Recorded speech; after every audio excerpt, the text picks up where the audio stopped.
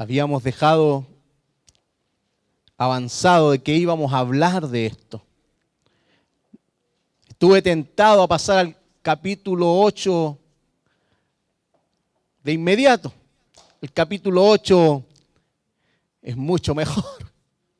Es cuando el pueblo viene y es quebrantado al oír la palabra, el libro es abierto. Y wow, ahí uno tiene mucho que decir, hay mucho que explorar allí.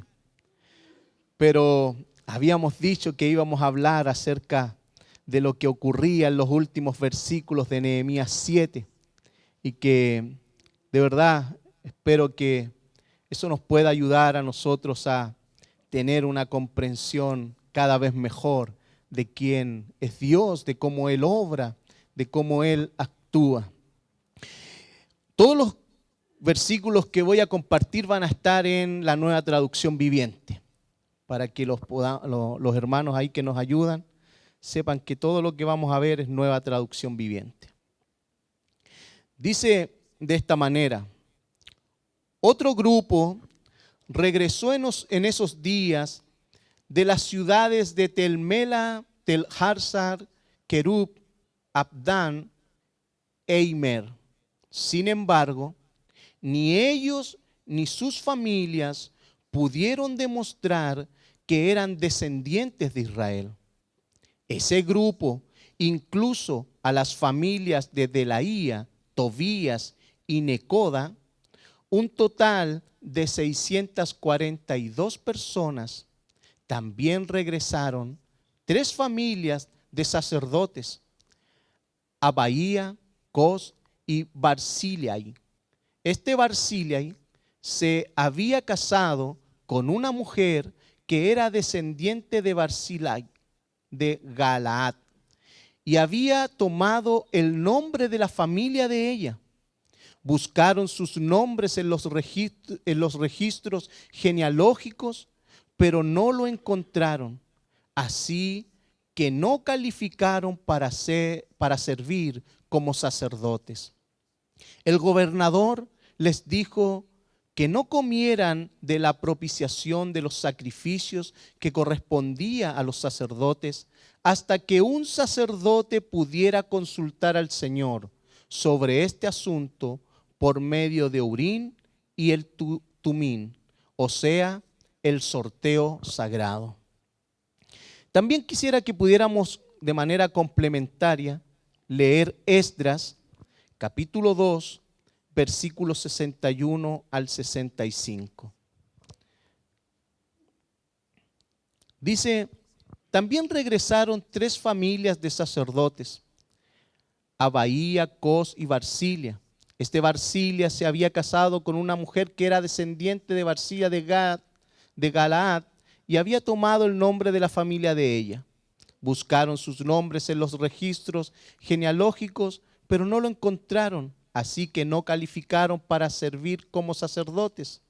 El gobernador les dijo que no comieran de la propiciación de los sacrificios que correspondía a los sacerdotes hasta que un sacerdote pudiera consultar al Señor sobre este asunto por medio de Urim y Tulim, o sea, el sorteo sagrado.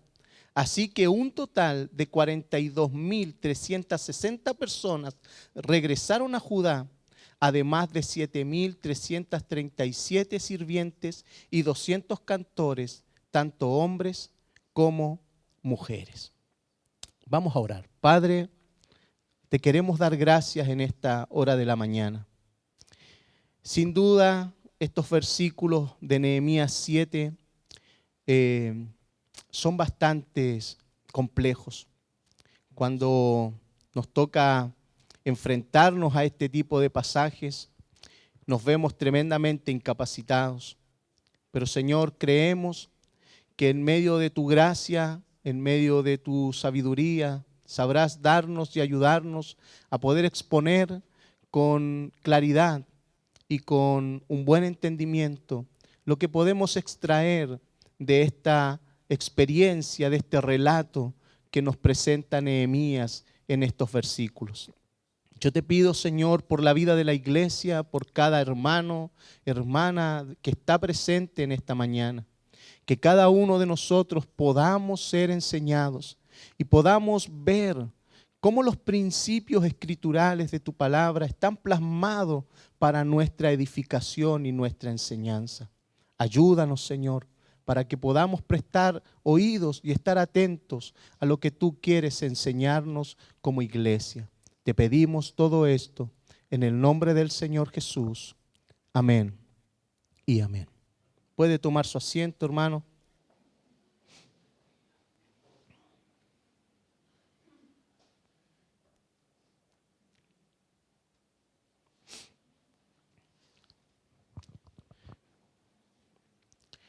Si hay algo que nosotros podemos ver en Nehemías 7, que nos muestra algo que sin duda nos debe recordar las consecuencias de las alianzas impuras, y estas nunca serán beneficiosas.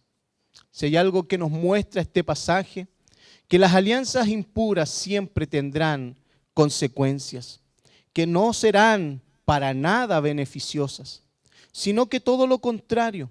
Las alianzas impuras destruyen nuestra pureza, destruyen la identidad y nos hacen perder nuestros privilegios.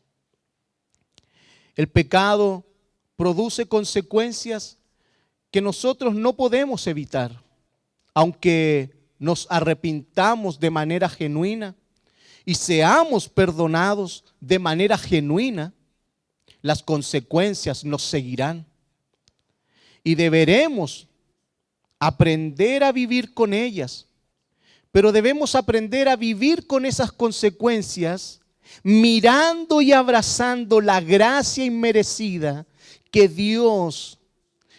nos ha dado Dios por el puro afecto de su voluntad. Sin duda, eso debe producir en nosotros una gran esperanza y poner nuestra mirada únicamente en aquel que nos miró con compasión y con misericordia, y abrazar esa gracia inmerecida y contemplar y poner nuestra mirada en el autor y en el consumador de nuestra fe.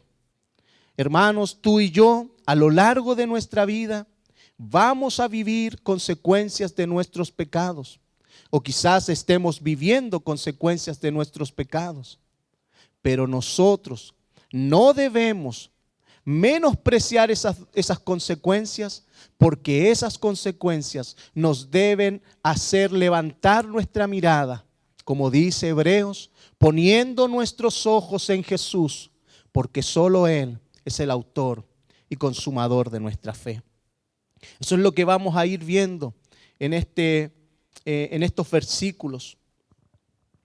En esta mañana debemos cada uno de nosotros, hermanos, aprender que la pureza de la iglesia exige un orden divino. La pureza de una iglesia exige un orden divino. Y que nuestra seguridad eterna descansa únicamente en el registro perfecto de nuestro gran sumo sacerdote. Aquí muchas familias estaban teniendo un gran problema. No podían ellos demostrar que eran ciudadanos. Ellos no podían demostrar que pertenecían a la nación. Y eso ocurre. Por eso leímos Esdras. Si usted se fija, decía lo mismo, pero en dos libros distintos, Nehemías y Esdras. Porque esto es algo que venía aconteciendo en estas familias como una tragedia genealógica. Y que eso les estaba hoy día impidiendo poder calificar para poder ser parte reconocible del pueblo del Señor. Ellos decían que eran descendientes, pero no bastaba su palabra si los registros, si las evidencias no demostraban que sus palabras eran reales. Por eso la pureza de la iglesia visible exige un orden divino.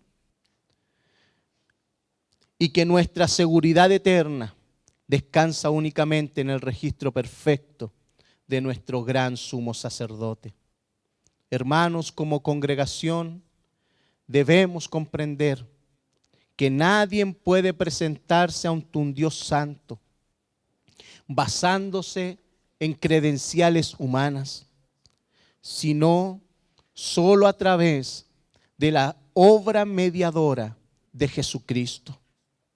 Nosotros no tenemos esa capacidad, ni esa capacidad, aunque la tuviésemos, no nos dan las credenciales para presentarnos delante de Dios. Por eso yo le quiero invitar a que podamos observar 3 puntos frente a estos versículos. El versículo 61 y al 62 nos muestra que la santidad de Dios exige que su iglesia sea pura, no una iglesia de apariencia. Hermanos, como hemos podido apreciar en nuestro pasaje leído, las 642 personas que subieron de Tel Mela, de Tel Harsar, de Querún, Adón e Imer, ellos afirmaban pertenecer al pueblo de Dios. Afirmación que el mismo relato nos muestra que ellos mismos no pudieron demostrar. La casa de sus padres ni su descendencia, ellos no pudieron demostrar delante de todo este censo lo que ellos estaban afirmando. Y si hay algo que nosotros podemos ver, la relación, el relacionarse y crear lazos en Babilonia a estas familias los llevó a asimilar la cultura, los llevó a la adaptación que hizo que muchos perdieran su genealogía, que ellos perdieran su identidad y su vida espiritual. Hermanos, las asociaciones impuras traen terribles consecuencias. Nosotros estamos viendo unas familias muy numerosas que producto de este mezclarse cultural, de adquirir otra identidad, fueron expuestos a no ser reconocidos. Cosa que nos pasa a nosotros con mucha frecuencia en nuestro vivir diario como creyentes. Nosotros estamos expuestos a una cultura. Nosotros estamos expuestos a ser contaminados por el mundo, por el sistema, por sus pensamientos, por su ideología, y que procuran afectar a tal punto que afecte nuestra identidad, que afecte nuestra vida espiritual. Por eso hay muchos creyentes que a lo largo de su vida dicen ser cristianos, pero las credenciales de su vida dicen todo lo contrario. Porque se ha permitido tener relaciones impuras. Es increíble escuchar a creyentes que digan que personas inconversas son sus mejores amigos, son con las personas que más pasan tiempo. Claramente estamos delante de una gran influencia que terminará corrompiendo tu vida espiritual, que terminará cambiando tu identidad. Esto les pasó a estas familias a lo largo de todo el exilio babilónico, porque ellos procuraron, como vamos a ver más adelante, buscar su propio beneficio en vez de cuidar lo que ellos tenían como herencia. Por eso, hermanos, debemos discernir que este relato debemos hacerlo, discerniéndolo, este relato espiritualmente. Porque esto nos enseña que la pertenencia al reino de Dios no puede basarse en apariencias. No puede basarse en corazonadas. La pertenencia al pueblo de Dios no puede basarse en sentimientos o en tradiciones familiares que no son verificables. Recordemos lo dicho domingos atrás, Dios no se relaciona con masas anónimas. Dios no se relaciona con masas sin identidad. Por mucho que nosotros afirmemos algo, debe haber una evidencia clara, sustentable, de que lo que nosotros decimos es una realidad. Hermanos, por mucho que tú y yo afirmemos pertenecer a la iglesia de Cristo, solo los frutos de nuestra salvación serán las verdaderas credenciales de lo que realmente decimos afirmar. Lamentablemente, muchos creyentes viven autoengañados en iglesias, sentados en los cultos, cantando en los cultos, levantando sus manos en los cultos, sin una identidad del reino de Dios, sin una vida transformada por el Evangelio. Por eso, hermanos, debemos nosotros tener cuidado, porque no porque digamos que somos creyentes, es que eso sea una realidad. Recordemos algo, que usted lo ha escuchado en diferentes ocasiones y en diferentes oportunidades acerca de los atributos de Dios. Dios es santo, soberano, omnisciente, omnipresente. Él está en todo lugar. Él todo lo conoce.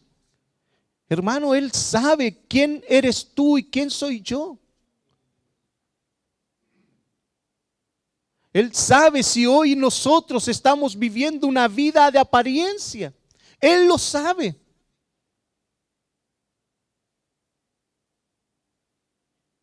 ¿Y por qué decimos esto, hermano? ¿Para hacerte sentir mal? No, hermano. Es para que nosotros cambiemos. Es para que nosotros realmente exaltemos al Dios de nuestra salvación. Cuando nosotros realmente contemplamos la obra salvadora y de dónde Dios nos rescató, hermanos, lo único que nosotros vamos a hacer es vivir para agradarlo a Él. ¿Por qué muchos creyentes no viven para agradar a Dios? No muestran con su vida los frutos de su salvación. Porque han menospreciado el don de la gracia inmerecida que han recibido. No lo han valorizado, no lo han apreciado. Y allí usted tiene una respuesta a la pregunta que hacía la hermana cuando coordinaba. ¿Por qué en otros lugares? ¿Por qué donde hay persecución? ¿Por qué otras personas están dispuestas a dar su vida? No porque sean súper cristianos, es porque el Evangelio ha cambiado su manera de pensar. Y como ha cambiado su manera de pensar, ha afectado su manera de vivir. Entonces su vivir está en Jesús. Su identidad está en Jesús. Aunque eso signifique exponer la vida a la muerte.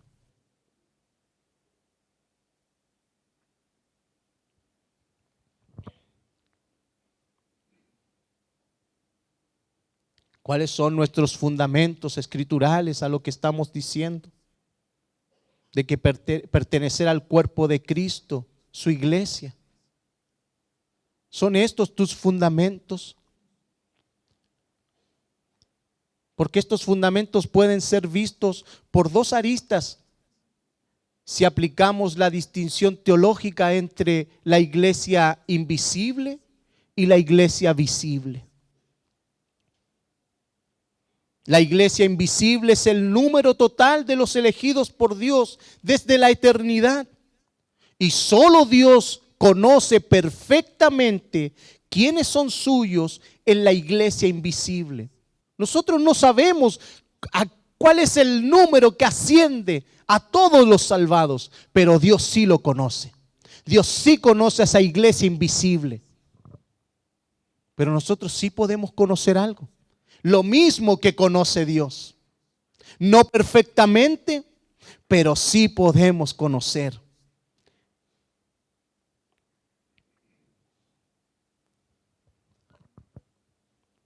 Acompáñeme a 2 de Timoteo capítulo 2, versículo 19.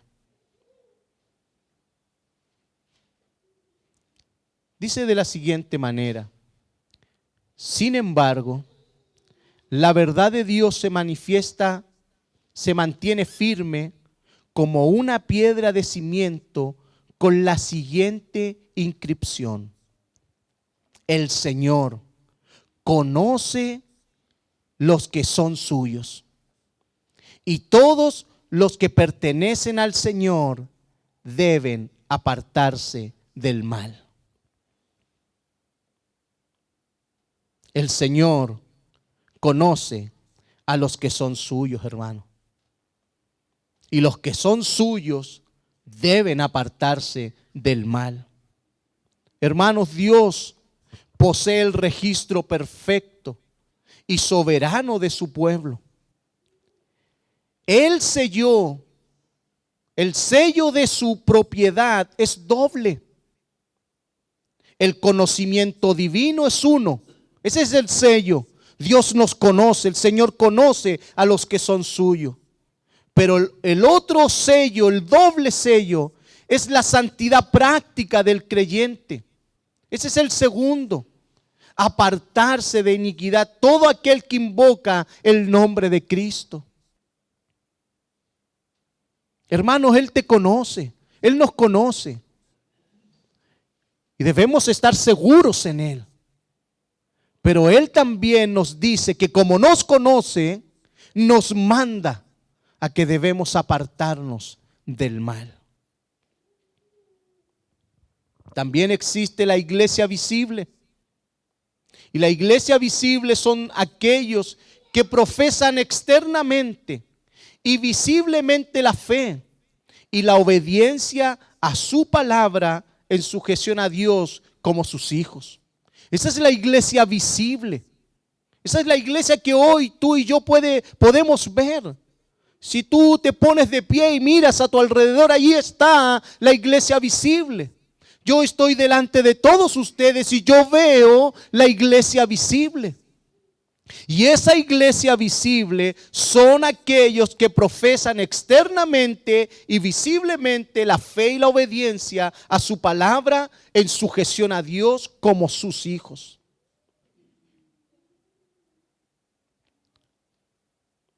Por eso, hermanos, en la iglesia visible, Dios ha confiado a las autoridades de la iglesia la responsabilidad de velar por el orden bíblico y la pureza doctrinal. No podemos asumir que todo el que asiste a una iglesia o adopta el lenguaje religioso pertenece verdaderamente al pacto de gracia. Si su fe no está cimentada en la verdad de la palabra, no veremos frutos de salvación.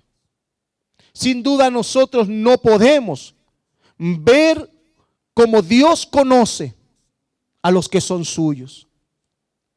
Pero Dios ha dejado principios escriturales como responsabilidad a aquellas autoridades de la iglesia. ¿Y cuál es la mirada o el principio escritural? Que no es infalible, hermanos, no lo es, porque nosotros somos falibles. Pero ayuda a achicar mucho el que no se infiltre un lobo rapaz. Que nos ayuda a identificar a los verdaderos creyentes. Si su fe no está cimentada en la palabra, no veremos frutos de salvación. Hermanos, tú y yo estamos llamados a dar frutos de salvación. Es una evidencia de que somos verdaderamente creyentes. Unos darán frutos de una manera o de otra, pero una cosa es clara, hermano: el creyente dará frutos. Eso es ineludible. Llegar a pensar que alguien puede ser creyente sin dar fruto es oponerse a lo que Dios ha establecido. Algunos pueden decir, es que tú estás esperando que alguien dé, no sé, una sandía de 10 kilos. No, hermano, no estamos diciendo eso. Lo que estamos diciendo es que el creyente debe dar un fruto. Y ese fruto será acorde a cómo la salvación y la santificación progresiva que Dios está obrando en ti irá germinando un fruto de gracia.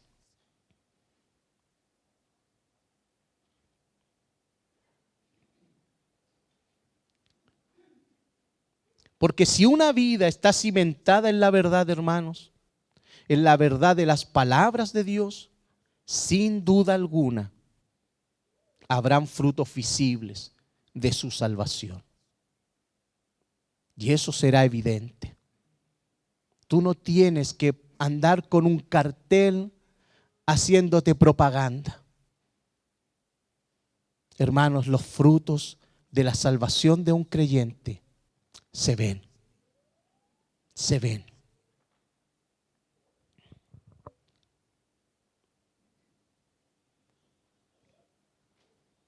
Acompáñeme a Mateo capítulo 7, versículo 21 al 23.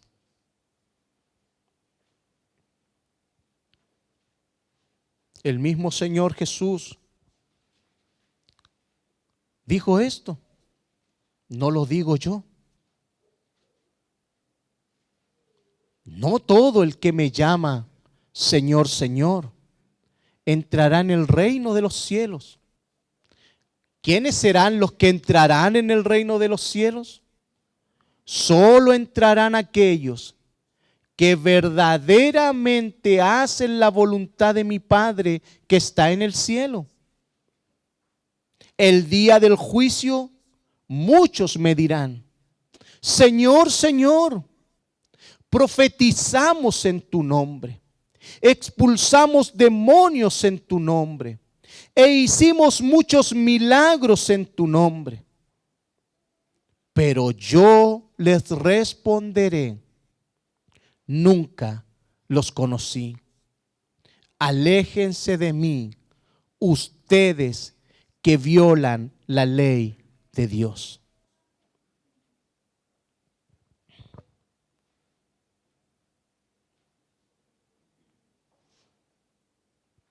Por eso Jesús advierte que en el juicio final, hermanos, porque habrá un juicio, hermano.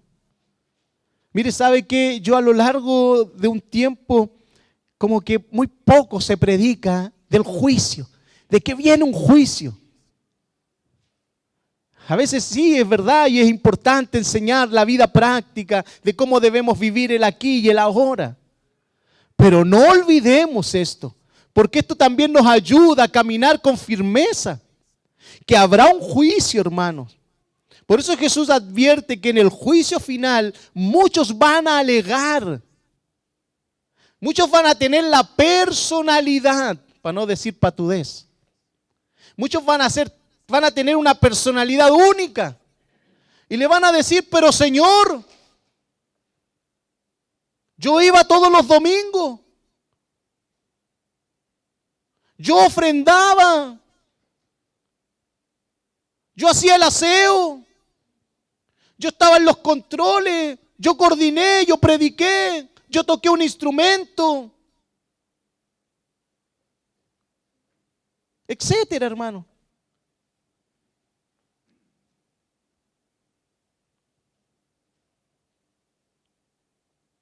Porque nosotros vamos a exponer nuestras credenciales. Yo hice esto. Señor, creo que hay un error. No, sí, acuérdate. ¿Quién predicaba los domingos en la iglesia? ¿Era yo?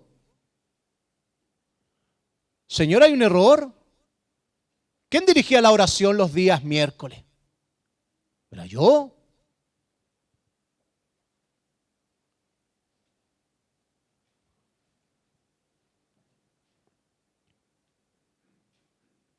Muchos van a alegar sus credenciales ministeriales.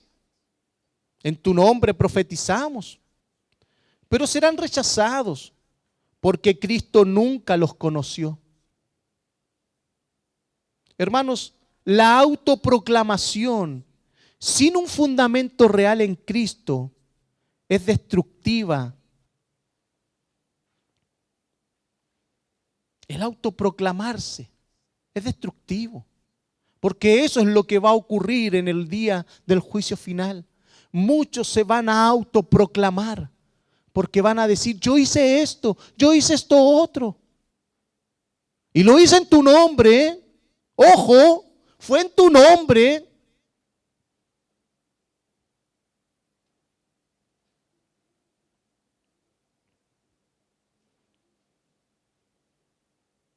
Por eso el mismo Señor Jesús señala el punto inicial que produce un corazón endurecido y una vida reprobada. Y lo vemos en el mismo pasaje. Mire, fíjese bien allí al final. ¿Por qué el Señor nunca los conoció? Porque son aquellos que violan la ley de Dios. Son aquellos que aborrecen los mandamientos de Dios. Son aquellos que desestiman las enseñanzas de Dios. Son aquellos que ponen por encima sus cosas por la palabra de Dios.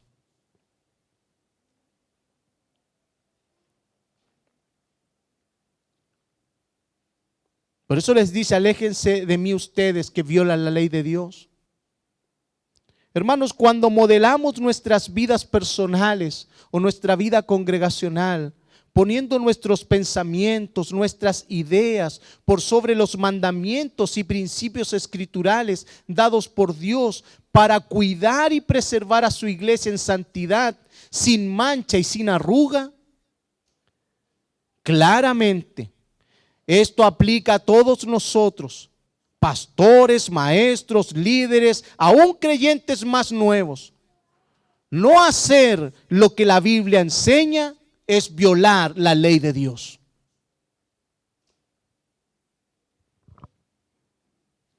Podemos hacer de todo, hermano, pero ignorar las leyes de Dios tiene consecuencias. Porque endurecerá el corazón.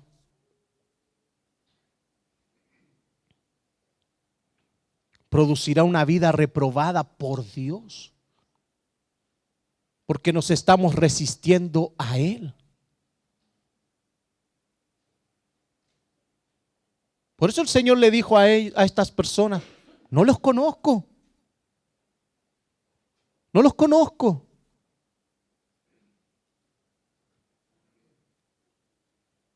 ¿Cuál es el paralelismo de aquello que es conocer a Dios y que es amar a Dios? Él mismo, Señor, lo estableció. Si ustedes me aman, ¿qué haremos? Obedecerán mis palabras. La desobediencia a la palabra de Dios trae como consecuencia la reprobación de Dios. Y esto, como decía el comentario, no lo quise anotar porque es demasiado extenso.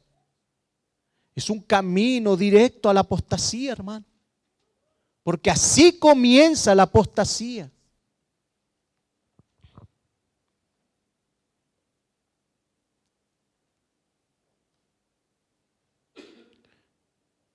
Cuando comenzamos a poner nuestros criterios por encima de la palabra del Señor.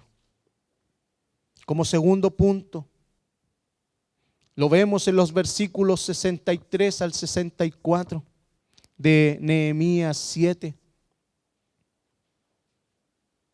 Estas familias tenían privilegios espirituales que se pierden cuando se priorizan los intereses terrenales. ¿Qué es lo que hicieron estas familias?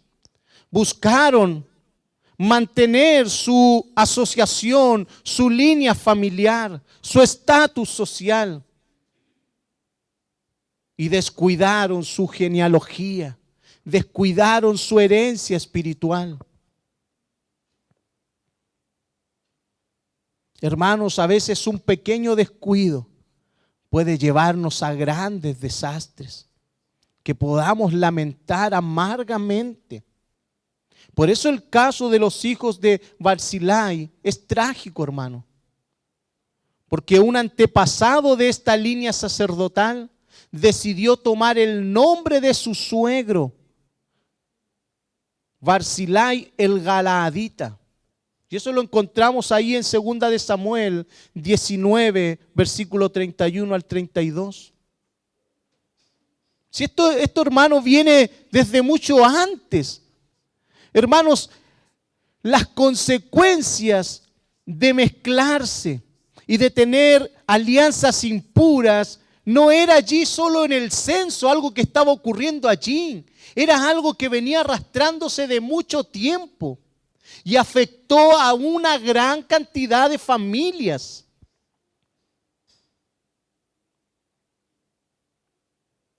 Por eso este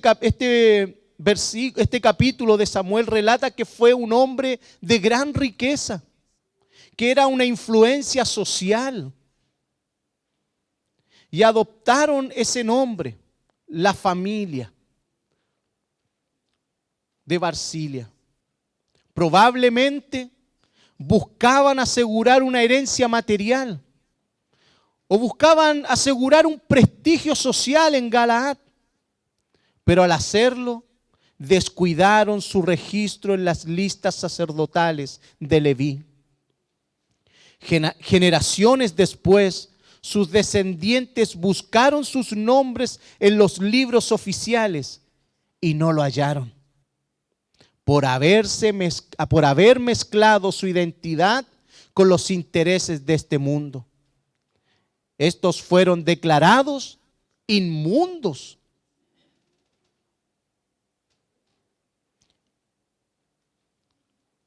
En hebreo significa Gaal, que significa profanados o rechazados. Y se les prohibió ejercer el sacerdocio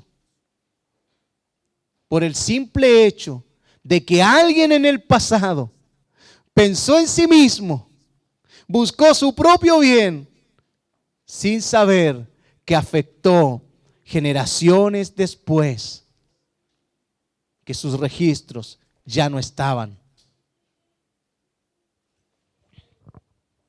Hermanos, este punto del relato se ilustra la doctrina de la depravación humana y la sutil tentación de la apostasía o el enfriamiento espiritual.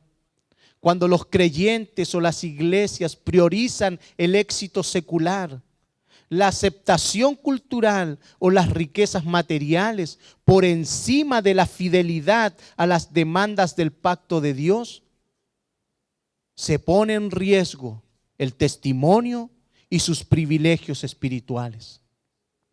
Y eso le ocurrió a estas familias, que no eran pocas, eran muchas, pero por poner en riesgo su testimonio y sus privilegios espirituales a causa de buscar su propio bien. Por eso en Hebreos capítulo 12, versículo 15 al 17, dice: cuídense unos a otros para que ninguno de ustedes deje de recibir la gracia de Dios. ¿Qué es lo que debemos hacer unos a otros? cuidarnos unos a otros, pero con un propósito, para que ninguno de ustedes deje de recibir la gracia de Dios. Y da una advertencia y dice: tengan cuidado de que no brote ninguna raíz venenosa de amargura, la cual los trastorne a ustedes y envenene a muchos.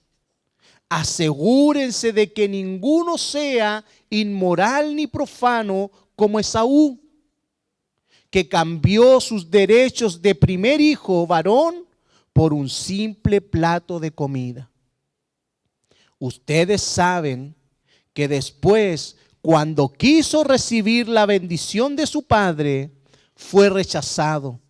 Ya era demasiado tarde para arrepentirse, a pesar de que suplicó con lágrimas amargas. Hermanos, Dios nos ha dado un don y una gracia maravillosa. No la cambiemos por las cosas de este mundo.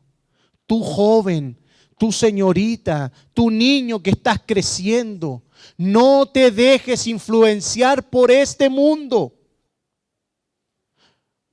Varones, mujeres, todos juntos, no nos dejemos arrastrar por las cosas de este mundo, porque no nos vaya a pasar como a Esaú.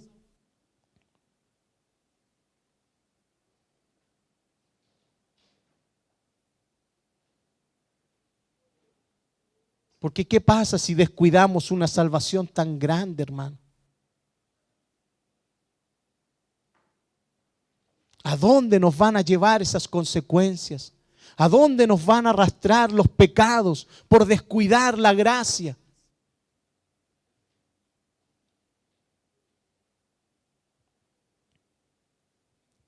Por eso tengamos cuidado de nosotros mismos para no dañar a otros. Porque tú y yo, hermanos, y grábese esto, podemos ser unos grandes instrumentos de Satanás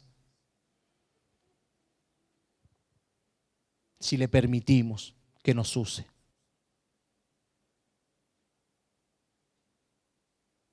Por eso debemos cuidarnos unos a otros. Cuidarnos. Tú tienes un deber conmigo, hermano. Y tu deber es cuidarme. Cuidarme para que yo siga perseverando y mantenga mi fe firme. Mantenga mi fe íntegra. Y yo tengo un deber contigo también, de hacerte saber que tú debes mantener tu fe firme e íntegra. Hermanos, cuando los cuidados vienen entre los hermanos, no nos son gratos. Yo lo he dicho muchas veces en las clases con los hermanos. A nadie le gusta que lo corrijan. A nadie.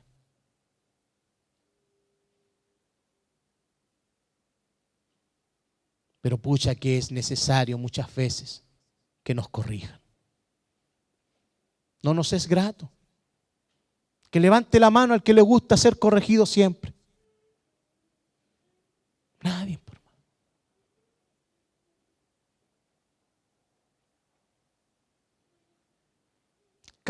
Cásese con una talquina y vas a ver que no nos gusta que nos corrijan. Hermanos, libramos y lidiamos con eso, porque es parte de nuestra esencia.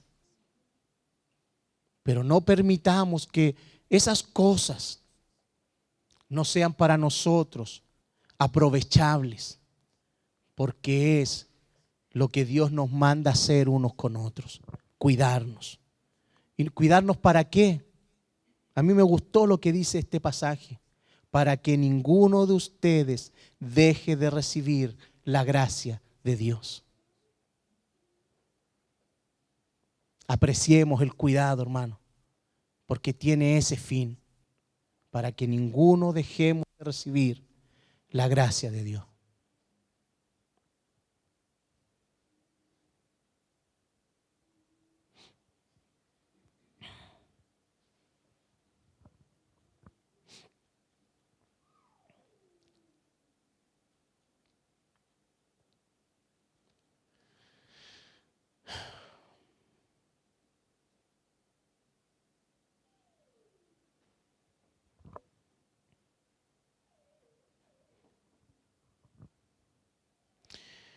El cuidado entre los hermanos es específico en Hebreos 15:12. Hermanos, menospreciar la gracia de Dios nos lleva a cambiar y a menospreciar la verdad e instrucción de su palabra. La cambiamos por nuestros pensamientos perversos, que se contaminaron con raíces venenosas de amargura, que pueden contaminar a otros. Recordemos que la santidad no se pega, hermano. Si hay algo que no ocurre, es que la santidad se pegue. Pero la inmundicia, hermano, es altamente contagiosa. Por eso debemos cuidarnos unos a otros en santidad. Hermanos, la inmundicia es altamente contagiosa. Es muy fácil que nos contagiemos de inmundicia unos con otros. Pero es un trabajo arduo, hermanos, que demanda sacrificio, que demanda esfuerzo.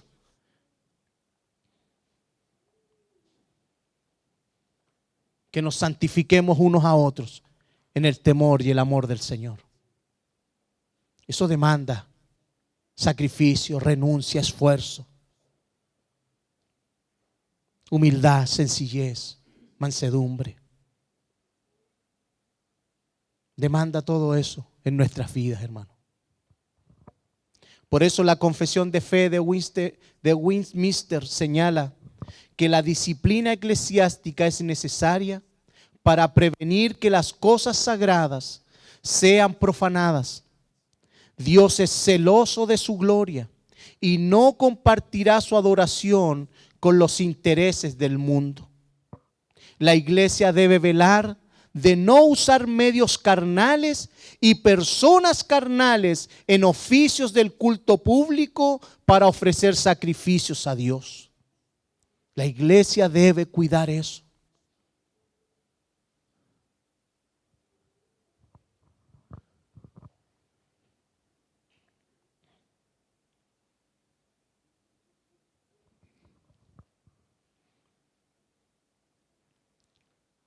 Acompáñame a 1 Corintios capítulo 11, hermano.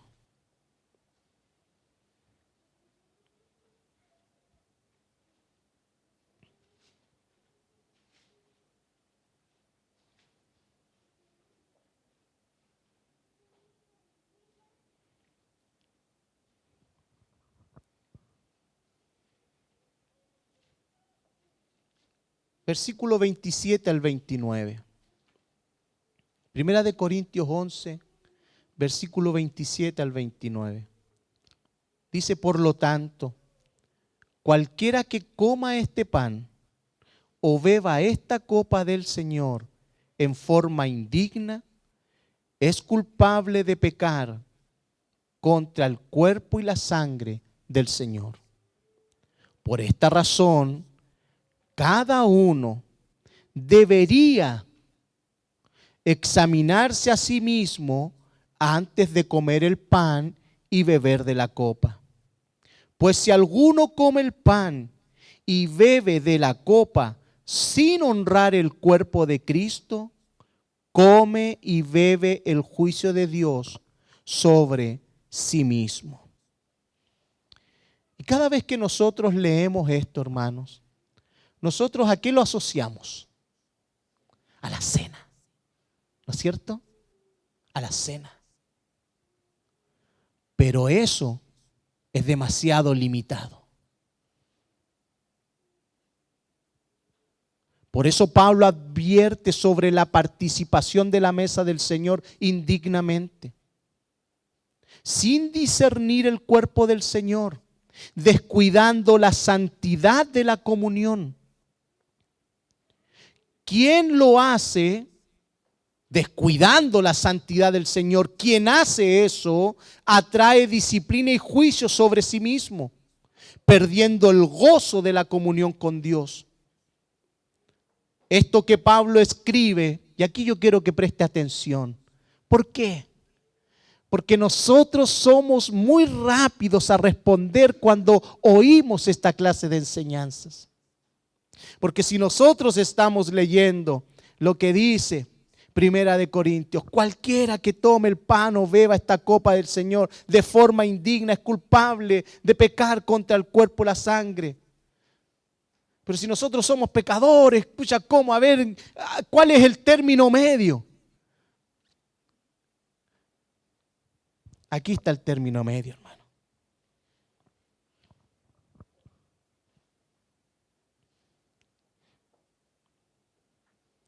Esto que Pablo escribe no es para decidir si tú calificas o no calificas, si eres digno o no eres digno. Lo que Pablo señala es que cada uno de nosotros de manera privada, entendiendo que Dios conoce y sabe todo de nosotros, antes de acercarnos a su gloriosa presencia, antes de levantar manos santas ante Él, antes de que pronunciemos su glorioso nombre, nos evaluemos. ¿Para qué? Para arrepentirnos, pedir perdón, para que su glorioso poder nos perdone, nos limpie y podamos entrar confiadamente a sus atrios y sentarnos confiadamente a su mesa junto a muchos otros creyentes. Por eso es un llamado general a honrar la santidad de Dios por medio de nuestro autoexamen para agradarle a Él y solo a Él. Porque, hermanos, si dependiera de quiénes somos nosotros, indignos somos. Desde que entramos por esas puertas, desde que nos sentamos y hasta que nos vamos. Indignos somos. Porque Él nos conoce. Pero ¿cuál es el llamado del apóstol Pablo?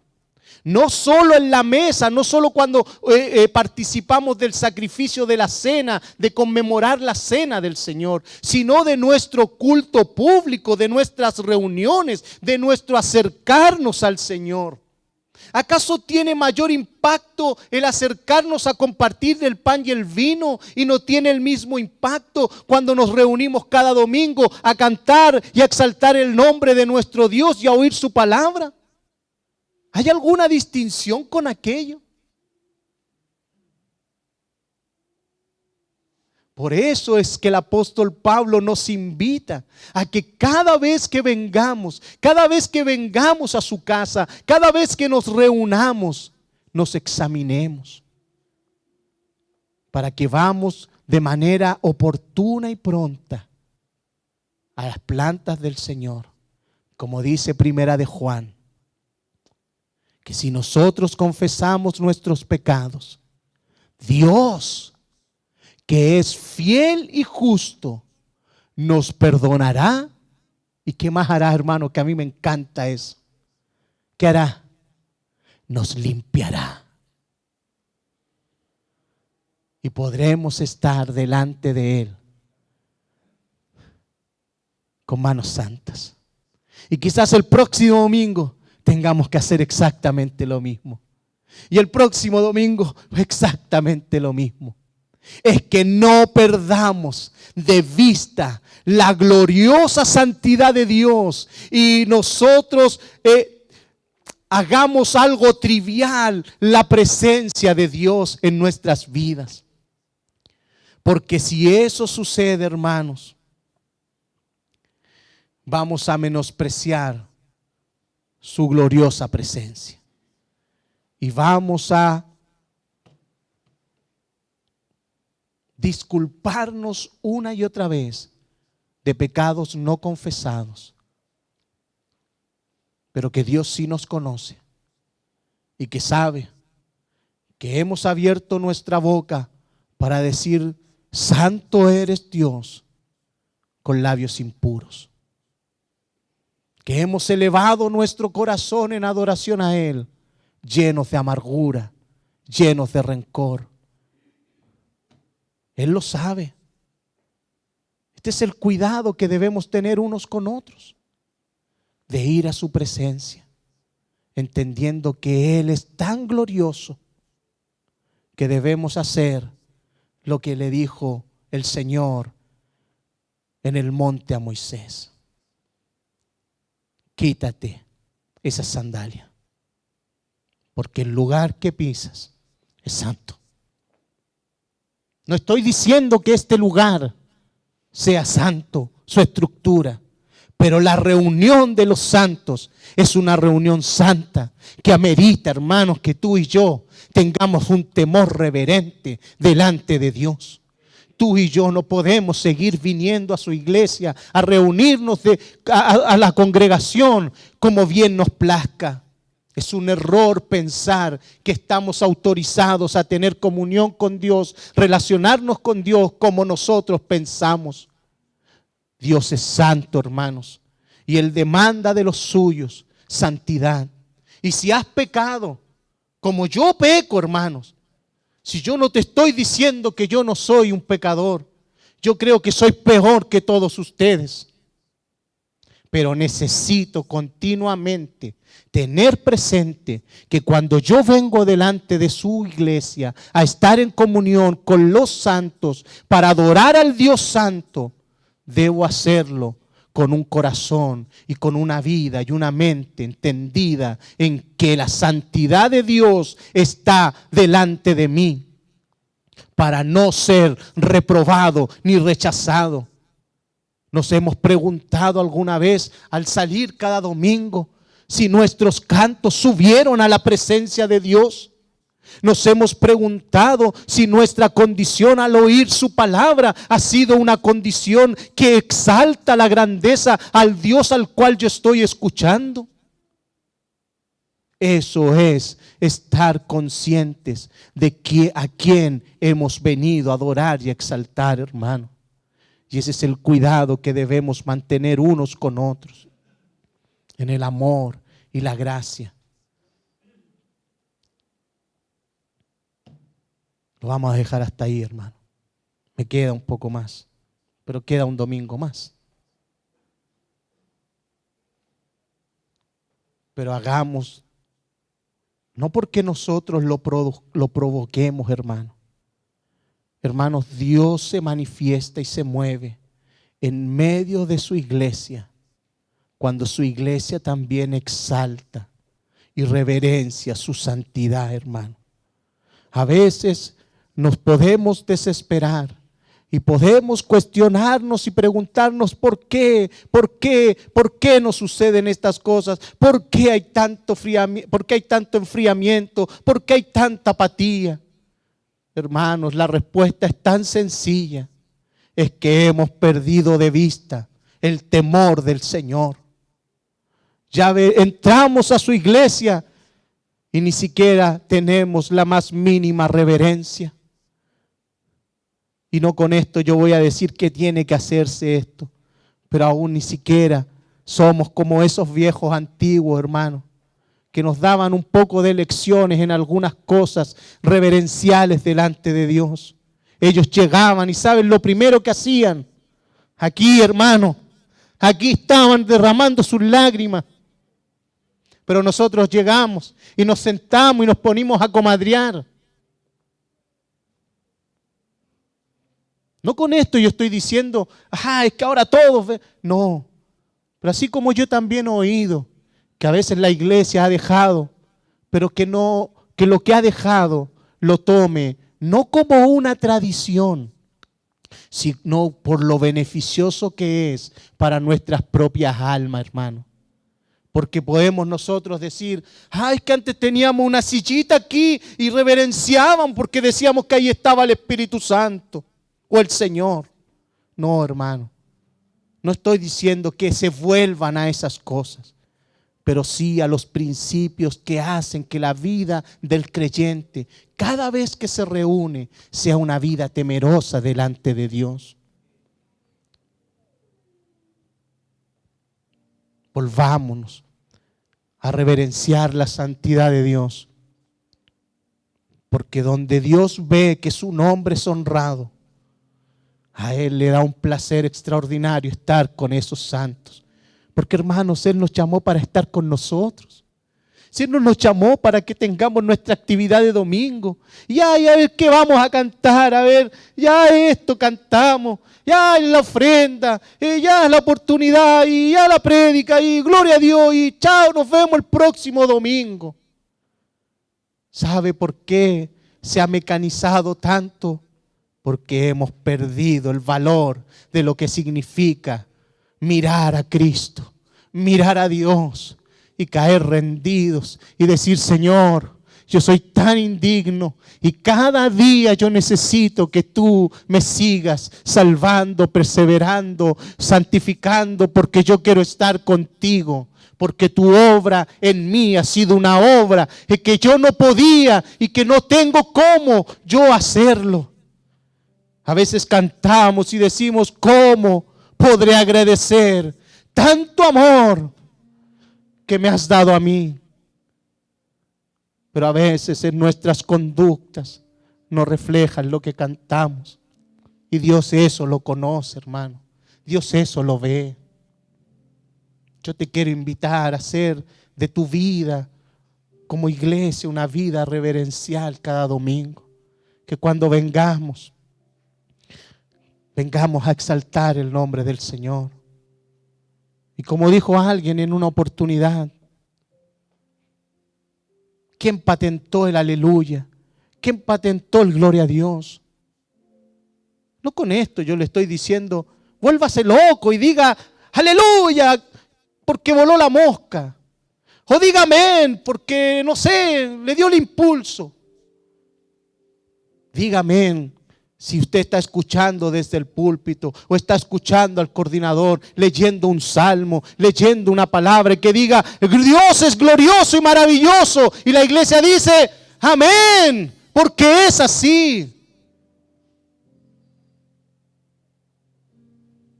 Pero a veces vamos perdiendo la vida de la iglesia, hermano. Pero porque nosotros, ¿sabe? Porque nosotros hemos perdido de vista la grandeza de Dios. No porque haya un problema entre nosotros. Es porque nosotros no hemos hecho lo que nos estaba diciendo Pablo en Corintios 11.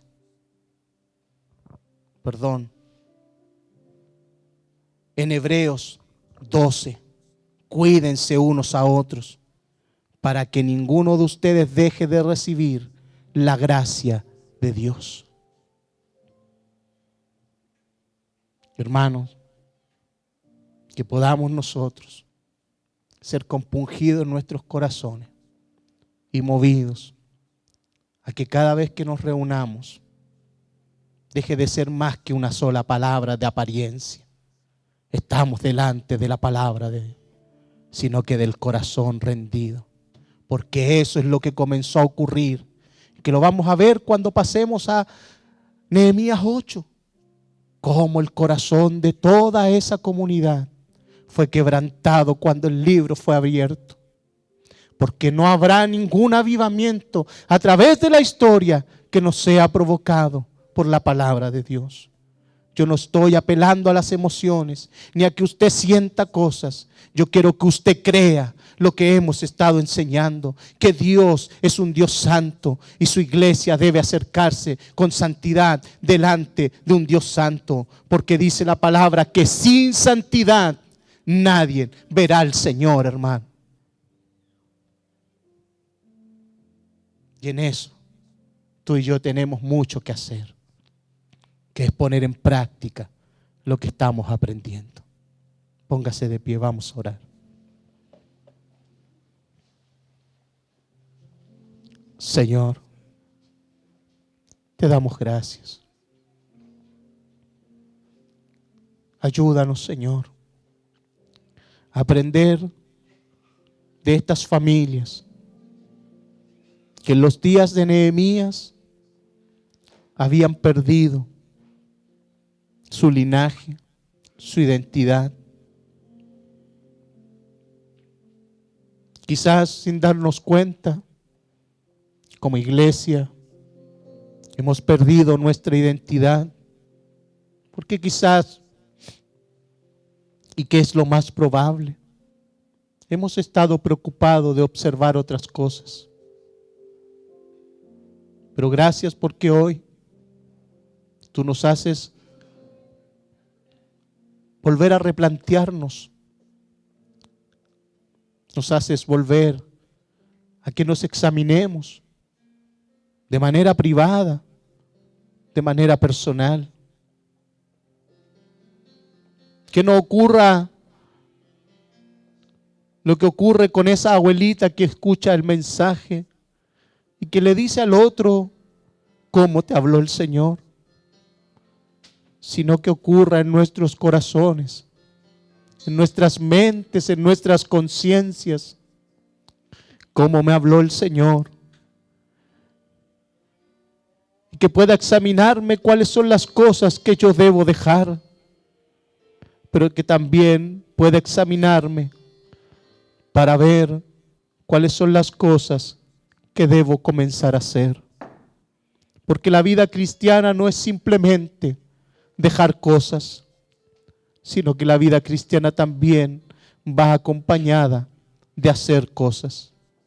Hay cosas que debemos comenzar a practicar y hacer, porque hemos entendido y aprendido durante mucho tiempo tu palabra, pero también no hemos estado atentos a poner en práctica lo que sabemos. Yo te pido, Señor, que nos hagas una iglesia temerosa, reverente delante de ti, para que cada vez que participemos de tu mesa, cada vez que nos congreguemos, cada vez que nos reunamos, manifestemos la identidad de ser hijos de Dios, manifestemos nuestro linaje, hijos de Dios, pueblo adquirido por Dios, una nación santa, herederos de las promesas, que podamos relacionarnos como iglesia, como tú quieres que lo hagamos, con integridad, con santidad, con sencillez, que podamos, Señor, en todo lo que hagamos, sea de hecho o de palabra, que todo lo hagamos para tu gloria, Señor. Te damos gracias por la oportunidad que nos das de poder escuchar y aprender, para que así, Señor, el día de mañana podamos recordar y tomar lo que tú nos has enseñado. Gracias te damos en el nombre de Jesús. Amén y amén.